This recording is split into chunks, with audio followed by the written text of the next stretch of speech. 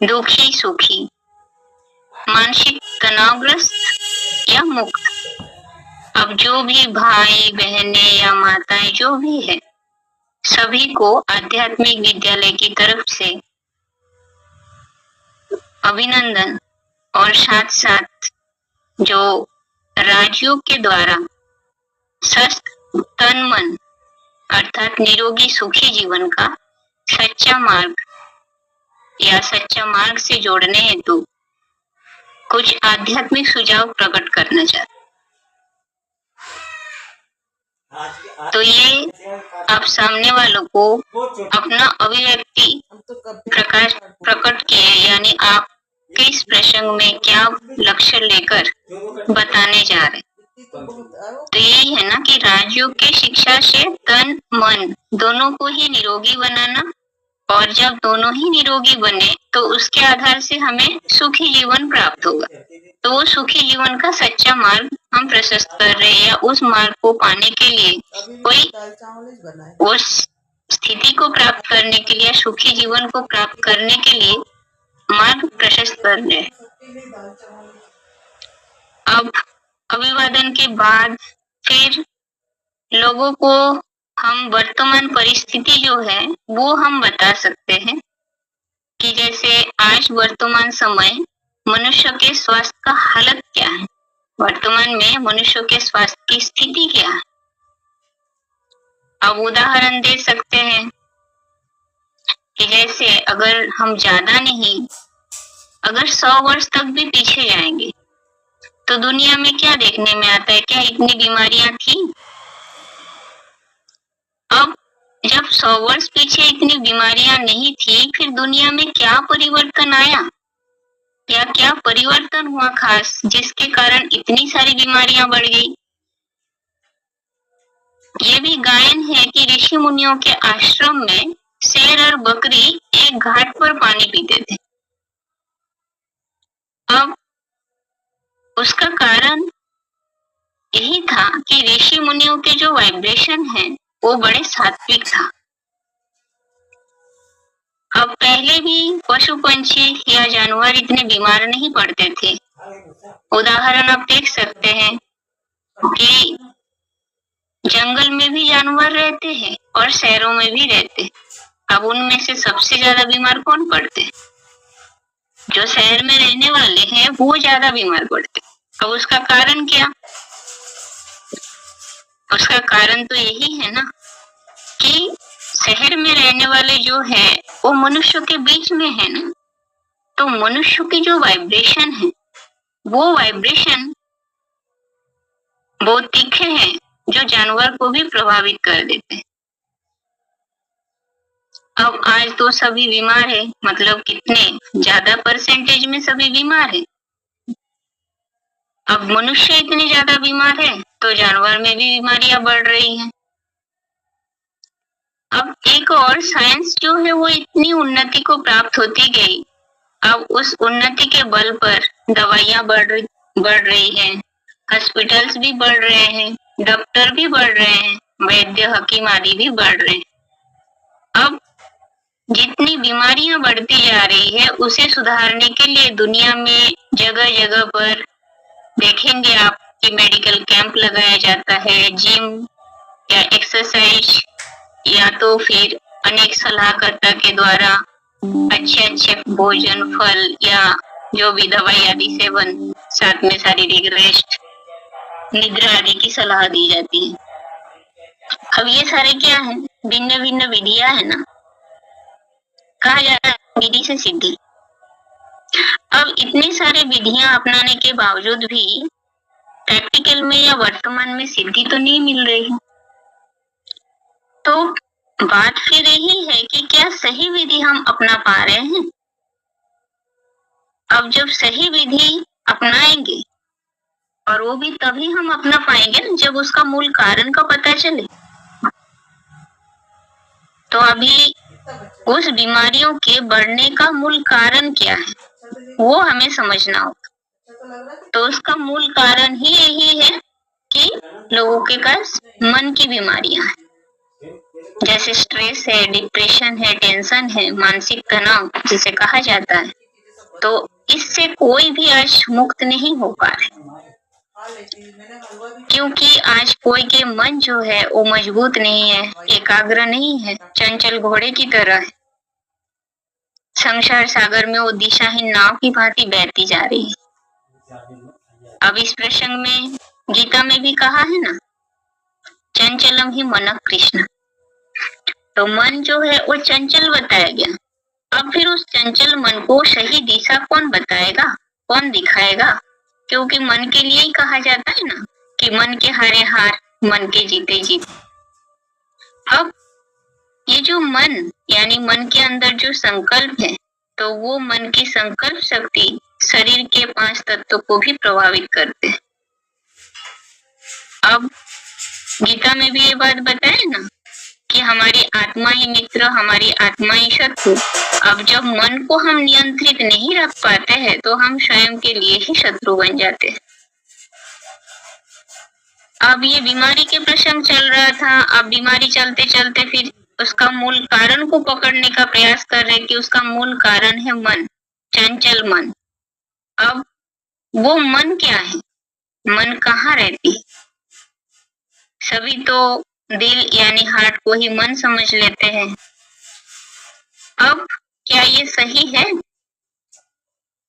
मन का जो परिचय है, मन की असली पहचान, असली परिचय जो है वो आध्यात्मिकता से ही प्राप्त होती है। अब ये आध्यात्मिकता है क्या चीज? तो आध्यात्मिकता 2 शब्दों से ही बना हुआ है, आदि और आत्मिक। तो आत्मा के अंदर क्या है वो जानना। अब गीता में तो इसके लिए कहा है अध्यात्म विद्या विज्ञानम। तो गीता में आत्मा जो है उसे अति सूक्ष्म ज्योति बताया है, जिसकी रोशनी हमारे आंखों से निकलती है। और इस सत्य से सभी परिचित है कि जब वो रोशनी निकल जाती है तो व्यक्ति को मृत कहा जाता है। तो आत्मा और शरीर ये दोनों ही अलग है, जिसके लिए सभी को ज्ञात होगा। हम कहते समय क्या बोलते हैं, मैं फलाना हूँ और ये मेरा शरीर है। तो मन जो है वो आत्मा की शक्ति है। आत्मा 3 शक्ति की समन्वय है आत्मा। तो मन, बुद्धि और संस्कार। अब हमें विचार यही करना है कि आखिर बीमारी की शुरुआत, ये जो बीमारी है तो इसकी शुरुआत हमारे शरीर में है या मन में यानी आत्मा में? तो हमने मन के बारे में समझा। तो अभी ये जो बीमारी है, तो ये बीमारी है क्या चीज और बीमारियां हम सभी को क्यों आती?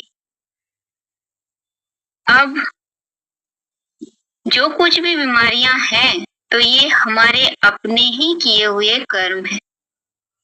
हम ऐसे कोई के लिए दोषारोपण नहीं कर सकते कि दूसरे के संग के रंग में आने के कारण हमें ये बीमारी आई। नहीं, हमने किया पाप या पुण्य कर्म तो उसका रिजल्ट हमें ही सहन करना।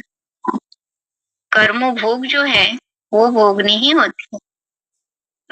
अब कईयों की बीमारी ऐसी भी देखने में आती है, झट आया झट ठीक हो जाते हैं। कई बीमारियां ऐसे होते हैं जो वर्ष वर्ष तक चलता है। तो ये बीमारी एक प्रकार के बंधन है और ये पूर्व जन्म के किए हुए कर्म बंधन। जरूर हम किसी को बंधन में डाला तो रिटर्न में हमें ये बीमारियों के रूप में बंधन हमें मिला। अब ये जो बंधन है, अब ये जैसे अभी वर्तमान समय भी एक दूसरे को दुख देते आए हैं, तो ये दुख देने की बीमारियां जो है ये भी बढ़ती गई है। तो ये दुख किस बात की? तो 5 विकारों के कारण ही तो दुख देते हैं हम। अब ये जो बीमारियां हैं, अब ये तो हमने समझा कि बीमारी ये हमारे कर्म के हिसाब किताब ही है। अब हमने हिसाब जोड़ा तो वो बंधन के रूप में हमारे सामने आए। अब आज दुनिया में बीमारियां इतनी बढ़ती क्यों जा रही? बीमारियां बढ़ने का कारण क्या है? तो पहला पहला कारण तो यही है कि दुनिया जितनी पतित होती जाती है, बीमारियां उतनी बढ़ती जाती है। अब गंदी चीजें निकलती जा रही हैं, बीमारियां बढ़ती जा रही हैं, जिसकी दवाइयां भी जल्दी तैयार नहीं हो रही हैं। डॉक्टर कह देती है लाइलाज बीमारी है, इसकी कोई इलाज नहीं। अब पहला कारण दुनिया पतित। अब इस पतित दुनिया में दूसरी कारण यही है कि देह अभिमान के आग में हम सब जल रहे। अब देह को जब हम याद करते हैं तो देहभान ही है, देह ही है जिसमें बीमारी आती है। अगर हम देह के बदले अपने को देही समझेंगे यानी आत्मा समझेंगे तो फिर बीमारी नहीं होगी। अब वर्तमान समय ऐसा ही नाजुक आता जाएगा, जो बीमारियां दिन प्रतिदिन जो बढ़ रही है तो और ही वो बढ़ता चला जाए, क्योंकि सब देह अभिमान में है। और साथ ही साथ जब देह अभिमान है तो वही है 5 विकारों की मूल। बीमारियां बढ़ने का कारण यही है कि 5 विकार, जैसा जैसा समय आगे बढ़ता जाएगा, ये 5 विकारों की जो बीमारी है जो आत्मा में लगी हुई है तो वो और बड़ा रूप लेता जाएगा। हमने बीमारियों का कारण एक तो पतित दुनिया समझे, दूसरी देह अभिमान समझे, 5 विकार भी समझे, साथ साथ ये भी है भूत प्रेत आदि भी प्रवेश करते हैं, उससे भी बीमारियां आदि होती है। तो ये भी तो हमारे कर्म भोग है। अब हमने ही जोड़ा, हमें ही भोगना है। अब ये तो उदाहरण है, देखिए अगर हम कोई को दुख देते हैं तो वो भी बदले में बदला लेने के लिए जिसको हमने दुख दिया वही व्यक्ति आएगा ना, या कोई और आएगा। तो वैसे ही ये जो सोल्स आदि आते हैं, भूत प्रेत प्रवेश करते हैं, तो ये भी हमारे कर्म के हिसाब किताब है। अब ये जो भी कारण हमने समझा कि ये बीमारियां क्यों बढ़ता जा रहा है, तो इसके समाधान, अब समाधान क्या? क्योंकि आज तक बीमारियों का जो मूल कारण है तो उस कारण को तो कोई भी पकड़ नहीं पा रहे हैं। अब दुनिया में हॉस्पिटल्स खोलते जाते हैं, डॉक्टर्स बढ़ाते जाते हैं, दवाइयां भी बढ़ती जाती है, नर्सों की संख्या जो है वो भी बढ़ती जाती है, और मरीज जो है वो भी दिन दुगुने रात चौगुने बढ़ते ही जा रहे। दवाइयां इस प्रकार है कि एक दवाई देते तो दूसरी बीमारियां शुरू, अर्थात बीमारियों का आज कोई अंत ही नहीं है। अब ये जो भी बीमारियां हैं तो ये जिस्मानी डॉक्टर्स के द्वारा कंट्रोल हो सकेगा? अब कारण यही है, एक उदाहरण आप देख सकते हैं, अगर कोई बीज में अगर फॉल्ट है तो वो फॉल्ट, वो कमी उस वृक्ष के हर हिस्से में, पत्ते, टहनियां, फल, फूल, हर हिस्से में वो देखने में आएगी। तो वर्तमान समय मूल कारण को हम नहीं पकड़ पाए तो पत्तों पत्तों को पानी दे रहे हैं, तो उससे तो पेड़ सरसब्ज नहीं होगा। तो करना क्या है? तो जो उस वृक्ष के मूल बीज है, जड़ है, उस जड़ को पकड़ना है, जड़ को सरसब्ज करना है। अब इस बात को समझकर या सुनकर यहाँ उपस्थित जो भी डॉक्टर जन इसे अन्यथा ना ले, क्योंकि आत्मा रूपी बीज की सभी बीमारियों को समूल नष्ट करना है। ये सभी समूल नष्ट करने का जो कर्तव्य है, ये सभी वैद्य की नहीं बल्कि जो वैद्यनाथ है उन्हीं का ही कर्तव्य। अब यहाँ ये बात बोलने का कारण यही है कि आप जब सामने बता रहे हैं तो उस स्थान पर हो सकता है डॉक्टर्स भी बैठे हैं। अब उन्हें भी लगेगा कि उन्हें भी डाउन करने जैसे उनकी कंट्रोल से बाहर जो बात बताए जा रहे कि उनके द्वारा ये नहीं हो सकता, तो इसलिए उन्हें भी कोई प्रकार की ठेस ना पहुंचे। तो इसलिए ये बात है कि ये काम मनुष्य के द्वारा नहीं, यानी वैद्य का नहीं, बल्कि सारे वैद्यनाथ, सभी के भी मूल जो है वैद्यनाथ है, तो उन्हीं का ही कर्तव्य है। अब वो किस प्रकार के कर्तव्य करते हैं?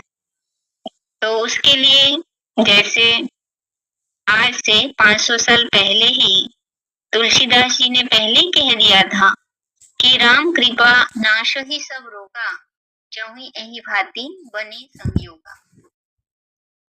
अर्थात जब राम की कृपा से, जब राम के संयोग हो जाए तो सब रोगों का नष्ट होना स्वाभाविक है। अब भक्ति मार्ग में ये समझा जाता है कि ईश्वर जो है वो सर्वशक्तिवान है, तो वो क्या नहीं कर सकता, सभी के बीमारियां भी खत्म कर सकते हैं। तो अभी प्रश्न यही है, क्या भगवान हमारी बीमारियों को दूर कर सकते हैं? अब सभी इस बात पर विचार कीजिए कि अगर ईश्वर हमारे बीमारियों को मुक्त करने का कर्तव्य करते तो क्या आज दुनिया में कोई बीमार रहते? तो आज दुनिया में कोई बीमार होते ही नहीं। परंतु देखने में क्या आता है, बीमारियां भी बढ़ रही हैं। तो ये तो हमने पहले ही समझा, या ईश्वर स्वयं ही कह रहा है कि ये तुम्हारा कर्म भोग है, तुम्हें ही कटना है। तो ये हमारे जो कर्म बंधन है, हिसाब किताब है, तो हमें इस शरीर के द्वारा ही वो भोगना पड़ता है। इसमें ईश्वर का कोई हस्तक्षेप नहीं, क्योंकि गीता में भी कहा है ना कि न कर्तृत्वम न कर्माणि लोकस्य सृजति प्रभु।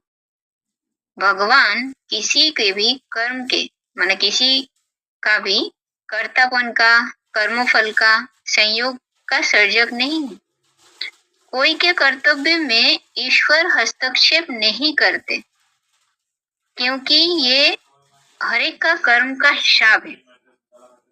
और गीता में साथ में ये भी कहा है कि नादत्ते कश्चित पापम न चैव सुकृतम विभु। अर्थात भगवान कोई के भी पुण्य नहीं लेते और ना ही पाप।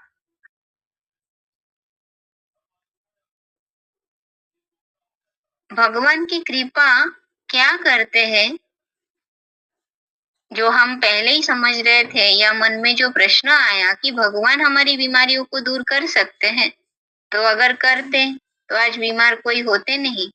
तो फिर जो तुलसीदास जी ने कहा है कि राम कृपा नाश ही सब रोगा, जो यही भांति बने संयोगा, तो फिर वो किस प्रकार की कृपा करते? भगवान की कृपा क्या है, जो हमारे जो भी रोग है, बीमारियां हैं, वो सब नष्ट हो जाए। तो उसके लिए प्रसिद्ध यही है कि रामबाण दवाई। तो रामबाण दवाई यानी भगवान आकर के कोई प्रकार के आशीर्वाद या प्रेरणा या चमत्कारी के द्वारा कोई बीमारियां दूर नहीं करेंगे, किसी के दुखों से मुक्ति नहीं दिलाते, तो फिर ईश्वर किस प्रकार की कृपा करते? तो वो ज्ञान और सहज राजयोग के द्वारा हमें मार्ग बताते हैं।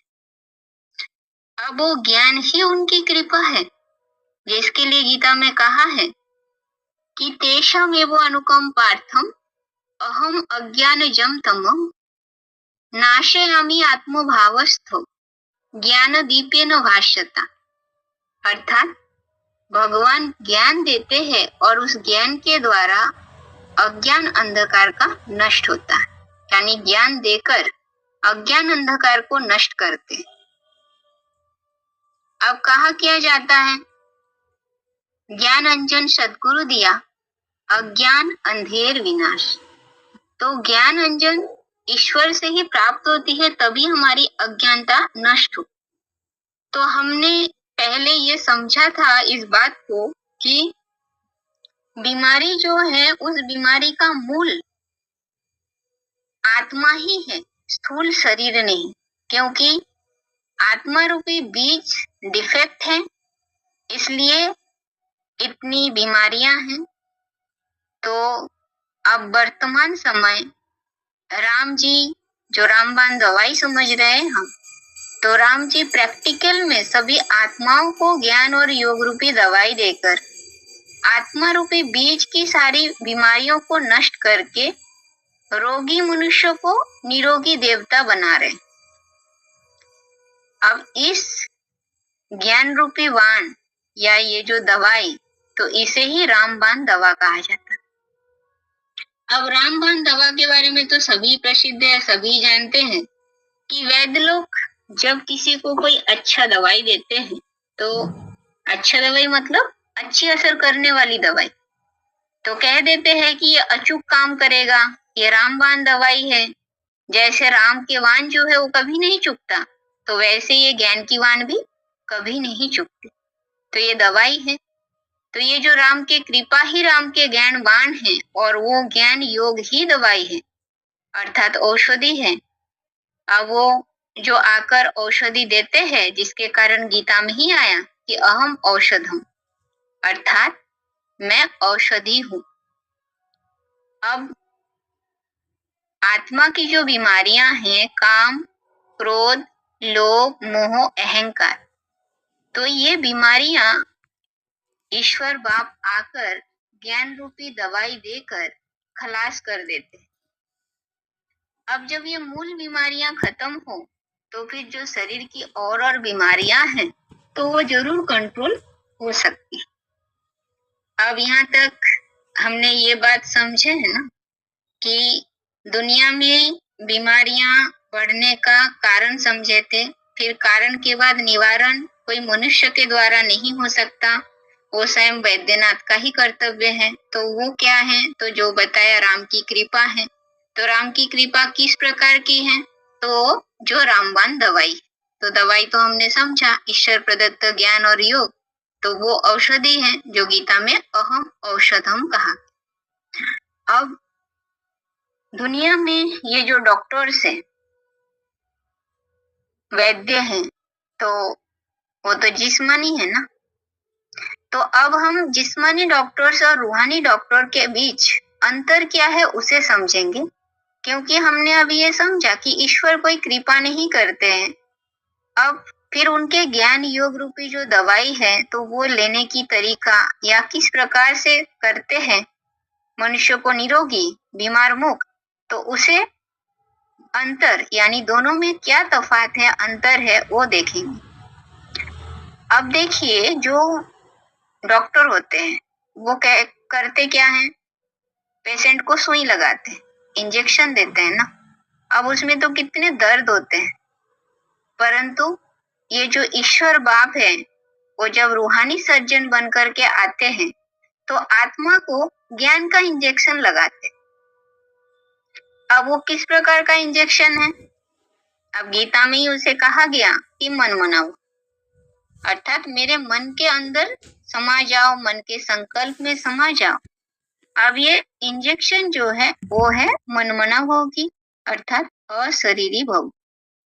हम पहले ही समझे थे कि हम देह समझते हैं तो बीमारियां आती हैं, अगर हम आत्मा समझे तो बीमारी से मुक्त रहें। अब जैसे डॉक्टर दवाई देते हैं, तो यहाँ भी कड़े कड़े बीमारियां हैं, तो दवाई भी ढेर सारे होते हैं, टाइम पूर्वक लेना पड़ता है। तो यहाँ भी ऐसे ही 5 विकारों की जो कड़ी बीमारियां हैं, अब उसकी दवाई अगर आप रोज करेंगे, यानी रोज इंजेक्शन ज्ञान इंजेक्शन लगाते रहेंगे, तो आपकी जो आत्मा है वो सदैव हेल्दी बनी रहे, बीमार मुक्त होके रहेगा। अब ये तो सुई लगाने की तरीका, डॉक्टर लोग सुई लगाते हैं, तो यहाँ ईश्वर आके किस प्रकार के सुई लगाए वो समझे।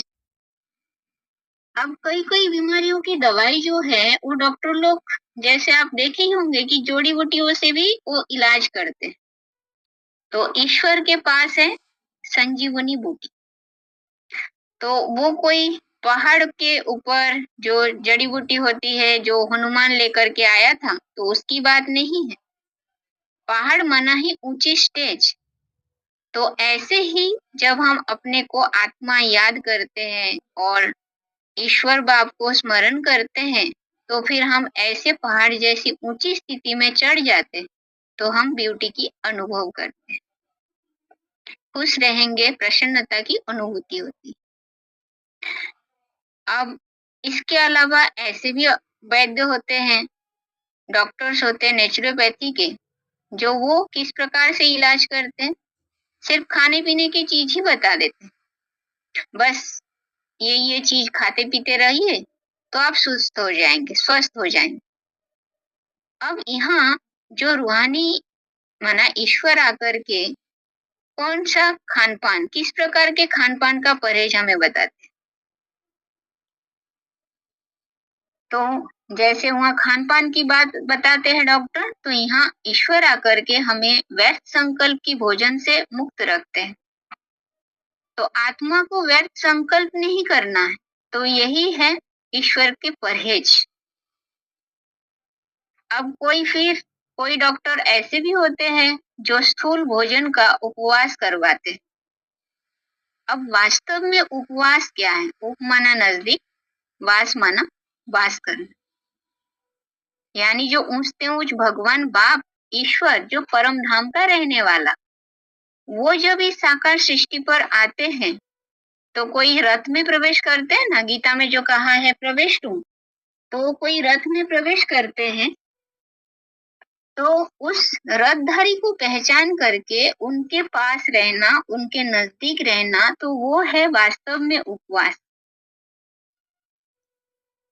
अब भगवान को पहचान कर जो हम सबसे पहले ही समझे कि राम की कृपा अगर प्राप्त हो जाए, यानी ज्ञान से संयोग हो जाए, तो सब रोगों का नष्ट होना संभव।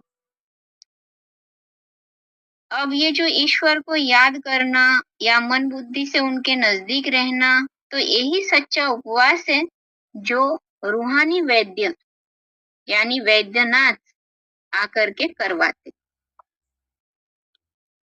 अब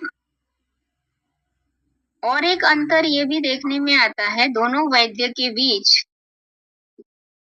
सबसे बड़ा अंतर तो यही है कि आप देखे होंगे कि जो सर्जन होते हैं जब सर्जरी करते हैं तो ऐसे समय पर वो मुंह ढक लेते हैं, क्योंकि उन्हें ये डर रहता है कि अगर हम सर्जरी कर रहे हैं तो करते वक्त कहीं बीमारी के जो जर्म्स है वो हमारे अंदर ना आ जाए।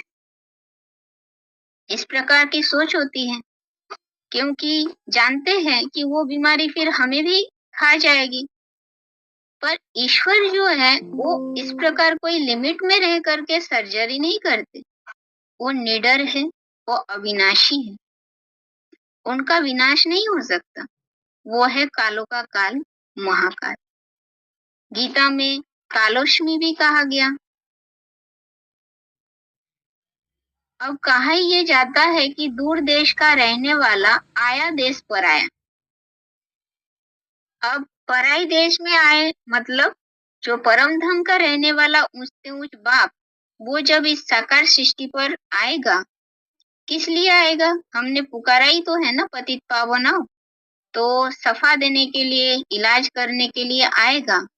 तो क्या वो ऊपर से ही करेगा? आप एक उदाहरण देख सकते हैं, जैसे प्लेग की बीमारियां फैलती है, तो ऐसे समय पर क्या डॉक्टर दूरी से ही इलाज कर पाता है?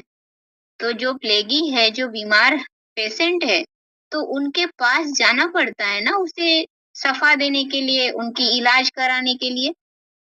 तो बाप भी आया हुआ है पतितों के पास जो दवाई दे करके उसे पावन बनाने। तो ईश्वर कोई आशीर्वाद या प्रेरणा के द्वारा या चमत्कारी से कोई परिवर्तन नहीं करता।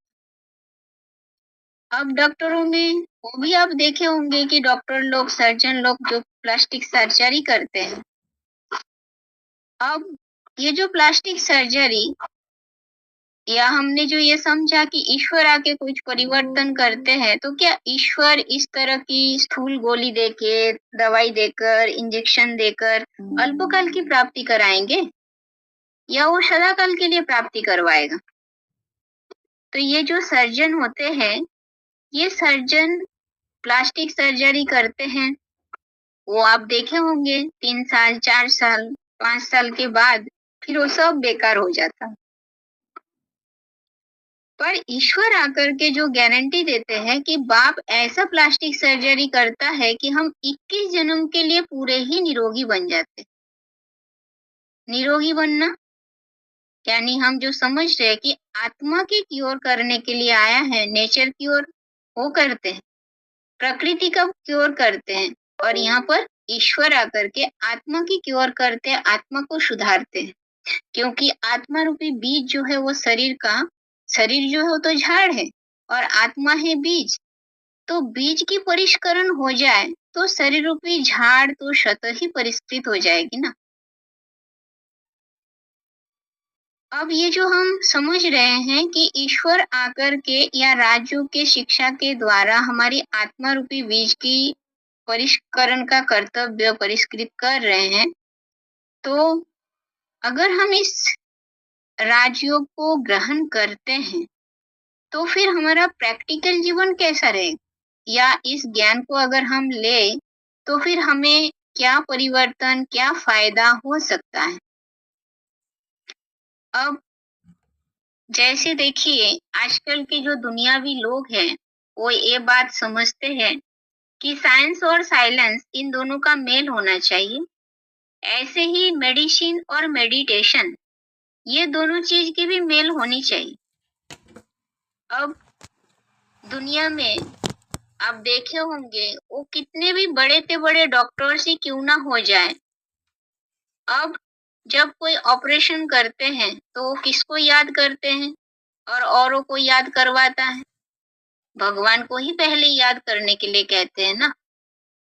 तो इसका मतलब मेडिसिन से भी मेडिटेशन को डॉक्टर लोग अपने से ज्यादा मानते हैं, क्योंकि भगवान आकर के राजयोग की शिक्षा के द्वारा मन को कंट्रोल करना या मन को एकाग्र करने की जो कला सिखाते हैं वही है सच्चा मेडिटेशन।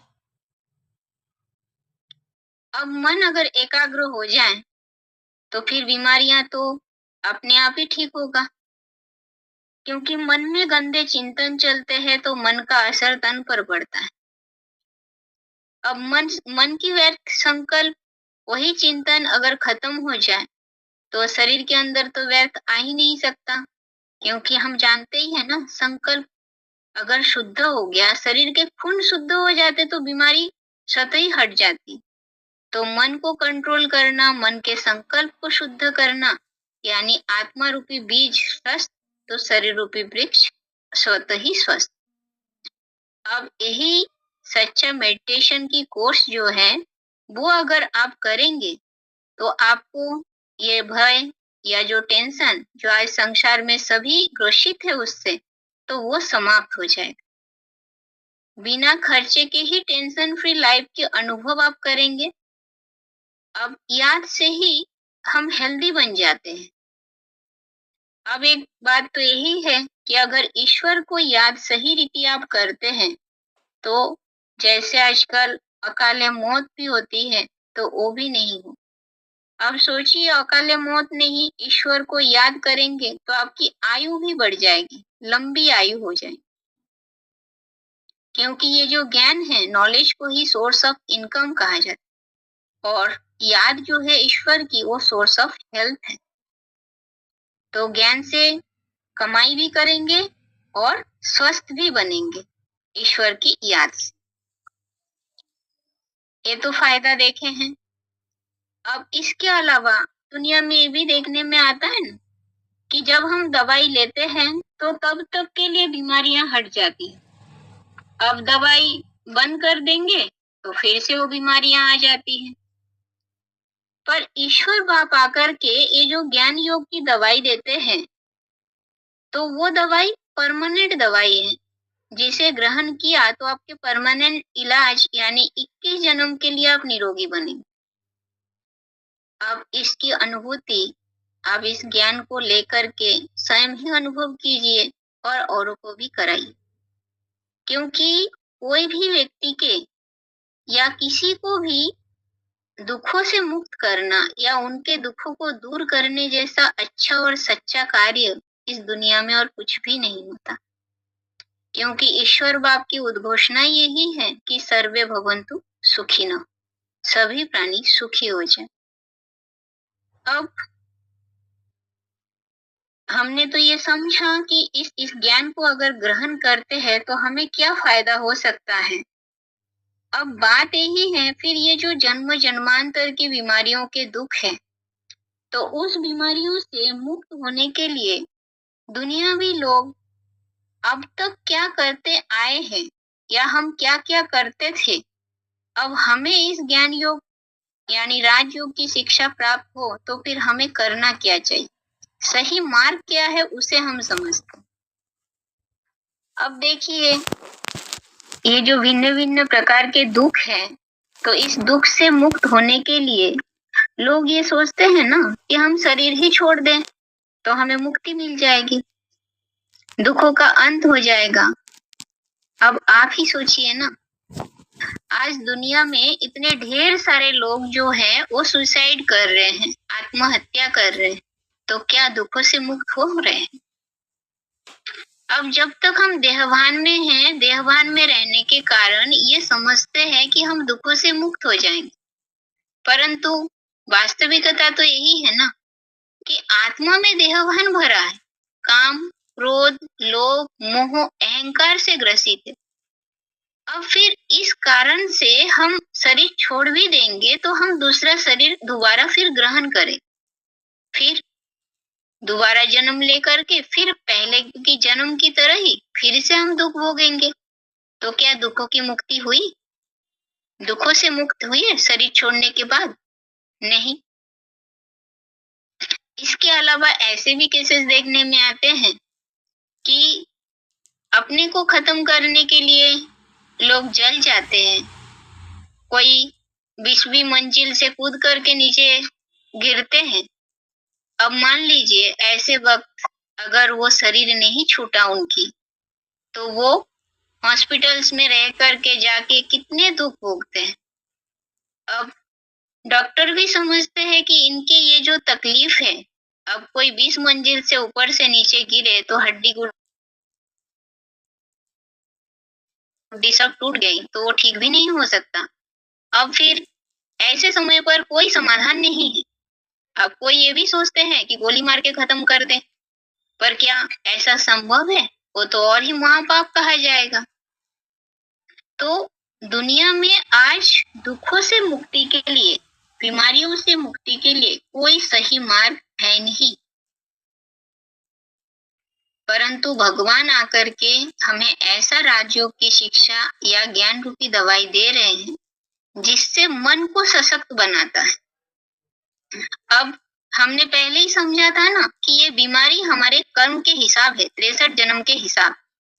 तो राजयोगी जो होगा वो ऐसा समझेगा कि ये हमारे 63 जन्म के हिसाब किताब है, उसे हम चुक्त कर रहे हैं तो हल्के रहेंगे। पाप भस्म होने के कारण उनमें अंदरूनी खुशी आए। अब कहते भी क्या है, खुशी जैसे खुराक नहीं, अब दुख जैसे रोग नहीं। अब खुशी जो है वो बीमारियों को पूरा हब कर लेती है। अब जैसे कोई मन से अगर दुखी होते हैं तो उनकी बीमारियां बढ़ जाती है। इसलिए ईश्वर बाप आकर के समझाते हैं कि बीमारी में हमारी चेहरा जो है वो मलिन नहीं होना चाहिए, सदैव खुशनुमा चेहरा। क्योंकि ज्ञान यही कहता है, जो हम पहले ही समझे हैं, ज्ञान ही मुक्ति का मार्ग बताते हैं। तो ज्ञान यही कहता है कि ये जो कर्जा हमने लिया, हिसाब किताब जोड़ा, तो उसे खुशी खुशी से करना चाहिए। अब जो राजयोगी होगा वो इस समय दुनियावी लोगों की तरह रो रो करके कर्जा नहीं चुकाएगा, वो खुशी खुशी से चुकाएगा। गीता में आया है कि प्रसादे सर्व दुखानाम हानिरस्य उपजायते। तो ये प्रसन्नता, जब ज्ञान है, ज्ञान से प्रसन्नता प्राप्त हुई और उस प्रसन्नता से उनके सब दुखों का नाश हो जाए। अब इस ईश्वरीय ज्ञान को अगर आपने ग्रहण किया तो जन्म जन्मांतर के लिए साहूकार बन जाएंगे, जन्म जन्मांतर के हेल्दी बनेंगे। अब हेल्थ, वेल्थ और हैप्पीनेस। अब आप ही देखिए, जिनके पास हेल्थ नहीं है, अब कोई के शरीर स्वस्थ नहीं है पर धन बहुत है, तो क्या सुख भोग सकेगा?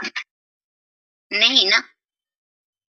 तो ऐसे ही इस ज्ञान को ग्रहण करने से, इस ज्ञान के आधार पर ही हमें वो संभव है प्राप्ति, क्योंकि हमने तो जन्म जन्म से इस शरीर को स्वस्थ रखने हेतु हमने क्या किया? बहुत मेहनत किए हैं, डॉक्टरों के पास भटके, पैसा खर्चा किए, पर बीमारियों से मुक्त हो पाए? नहीं। अब देखने में तो यही आता है ना, जब कोई होपलेस केस हो जाती है तब डॉक्टर भी क्या बोल देते, अब ईश्वर के हाथ में है।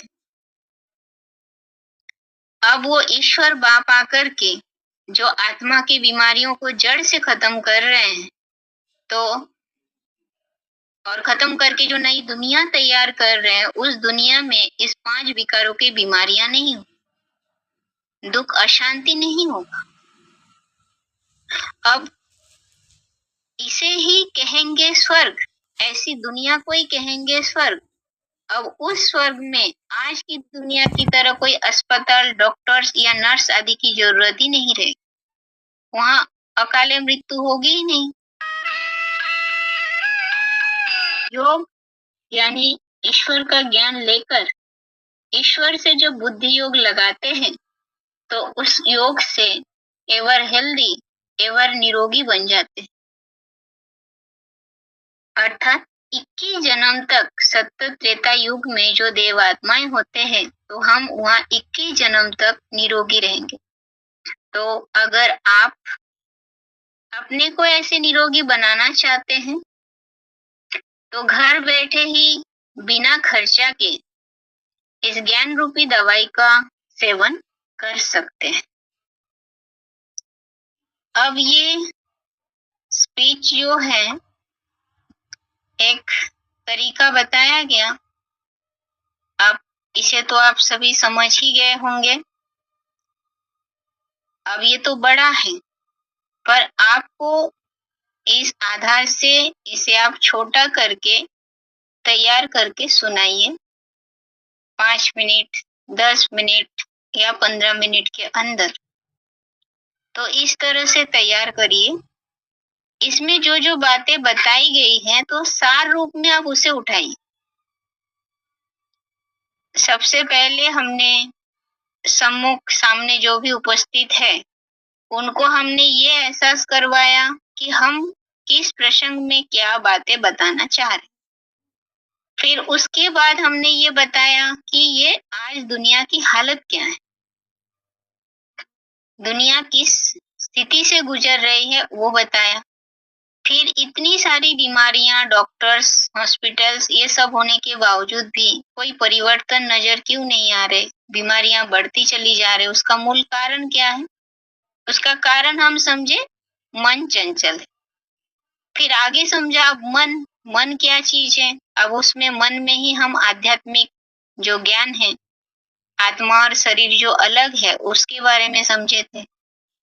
फिर आगे बीमारियों का प्रसंग, जो बीमारी है क्या चीज, फिर बीमारियां बढ़ती क्यों जा रही, बीमारियां बढ़ने का जो कारण है, हम 4-5 कारण समझे थे ना, कि दुनिया पतित है, देह अभिमान है, 5 विकार भरा हुआ है और भूत प्रेतों से भी प्रभावित। अब इन सब का समाधान क्या है, तो वो हम समझे थे कि समाधान कौन कर सकता है, कोई हद के डॉक्टर्स नहीं, तो वैद्यनाथ ही कर सकता है। अब वैद्यनाथ किस प्रकार का दवा कर रहे हैं, जो कहा गया राम की कृपा, और वो रामबाण दवाई दे रहे हैं। तो वो रामबाण दवाई दे करके हमारे आत्मा रूपी बीज की सुधार करने का कर्तव्य कर रहे हैं। तो वही औषध है जो गीता में कहा, अहम औषध हूं। फिर उसके बाद हमने ये समझा था कि रूहानी डॉक्टर और जिस्मानी डॉक्टर में अंतर क्या है। अब अंतर मतलब वो जो इलाज करते हैं, तो उन इलाजों में जो अंतर है, वो सुई लगाते तो यहाँ ईश्वर क्या करते हैं, वो जड़ी बूटियों से इलाज करते, तो शिव बाबा का जड़ी बूटी क्या है। खाने पीने के लिए इलाज करते, तो खाना पीना यहाँ बेहद में क्या है। उपवास कोई करवाते तो वो क्या है। प्लास्टिक सर्जरी करवाते तो वो थोड़े समय के, और ये लंबे समय के। और वो निडर डॉक्टर होते हैं, क्योंकि वो डॉक्टर भी बीमारियों के चपेट में आ जाते हैं, और ये तो अविनाशी है। अब फिर उसके बाद ये समझे थे कि अगर हम इस ईश्वरीय ज्ञान को या राजयोग को ले लिया, अपने ग्रहण कर लिया जीवन में, तो फिर उस राजयोगी की प्रैक्टिकल स्थिति कैसी होगी। या इस ज्ञान को ग्रहण करने से हमें फायदा क्या हो। तो उसमें हम पहले ही समझे थे कि मन को एकाग्र कर लेते हैं। अब मन कंट्रोल तो शरीर की बीमारियां दूर और फिर हेल्दी हम बन जाएंगे, अकाले मौत भी नहीं होगी, हमारी उम्र बढ़ जाएगी। और दूसरी विशेषता ये है कि राजयोगी के पास ईश्वरीय ज्ञान होने के कारण वो इस बीमारियों से प्रभावित नहीं होंगे, बल्कि खुशी खुशी से वो उस हिसाब किताब को चुक्त करेंगे। जैसे कर्जा लिया तो खुशी से उस कर्जा को चुकाएंगे। अब दुनियावी लोग उस बीमारियों से मुक्त होने के लिए या दुखों से निदान पाने के लिए क्या क्या मार्ग अपनाते हैं। तो एक तो हमने ये समझा था कि दुखों से मुक्ति के लिए लोग ज्यादातर यही करते कि शरीर को ही छोड़ दे। अब शरीर छोड़ लिया, आत्महत्या कर लिया तो मुक्त हो सकते हैं? नहीं हो पाते। दूसरी कारण ये भी देखा, जैसे लोग जला के अपने को भस्म करना चाहते हैं, कोई और भी गलत माना अलग अलग तरीका अपनाते हैं, ऊपर 20 मंजिल से नीचे कूद के मरने की प्रयास करते। अब वो जब बच जाते हैं, मरते नहीं है, तो उन्हें कितने दुख भोगना पड़ता है। तो इन ऐसे ऐसे तरीका को अपनाने के बावजूद भी अपनाते हैं, पर ईश्वर आकर के बता रहे हैं कि ये मार्ग सही नहीं। अब ईश्वरीय ज्ञान यानी राजयोग के द्वारा ही राजयोगी ये समझ लेते हैं कि ये तो कर्म का हिसाब है, इसे हमें खुशी खुशी से चुक्त करना। अब खुशी जैसे खुराक नहीं, अब ये दुनियावी लोगों की तरह रो रो के चुक्त नहीं करेंगे, वो खुशी से ही करेंगे, जो गीता में कहा प्रसादे सर्व दुखाना। अब ये जो ईश्वरीय ज्ञान या खुशी प्राप्त हुई, तो उसके आधार से क्या होगा, हेल्थ, वेल्थ, हैप्पीनेस, ये तीनों ही। हेल्थ है तो धन भी होगा और खुशी भी होगी, सुखी भी हो जाएंगे। अब शरीर के स्वास्थ्य के लिए, शरीर की स्वस्थता के लिए हमने बहुत कुछ किया, परंतु भगवान आकर के अभी प्रैक्टिकल में हमारे आत्मा की स्वस्थता यानी आत्मा के अंदर से जो 5 विकारों की मूल जड़ है, 5 विकार, बीमारियों का जो मूल जड़ है 5 विकार, उस 5 विकारों का अंत कर रहे हैं और अंत करके ऐसी नई दुनिया रच रहे हैं जिसे कहा गया है स्वर्ग।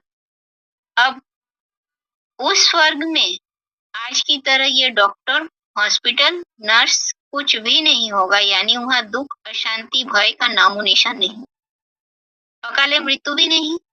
तो ईश्वर के याद से ही हम एवर हेल्दी, एवर निरोगी 21 जन्म के लिए बन जाते हैं। तो आप अगर अपने को इस तरह का बनाना चाहते हैं निरोगी, तो आप घर बैठे ही बिना खर्चा के, बिना कोई मेहनत, इस ज्ञान रूपी दवाई जिसे राम की कृपा, रामबाण दवा कहा गया, तो उसे आप ले सकते हैं या सेवन कर सकते हैं। अब ये शॉर्ट रूप में एक जो लिंक है, किन किन बातों को हमें बताना चाहिए उसे हम समझें। तो इसके आधार से अभी तो सभी के बुद्धि में बात आ गई, तो इसके आधार से आप इसे शॉर्ट कीजिए और तैयार करके सुनाइए। आज के लिए यहाँ तक ही। ओम शांति।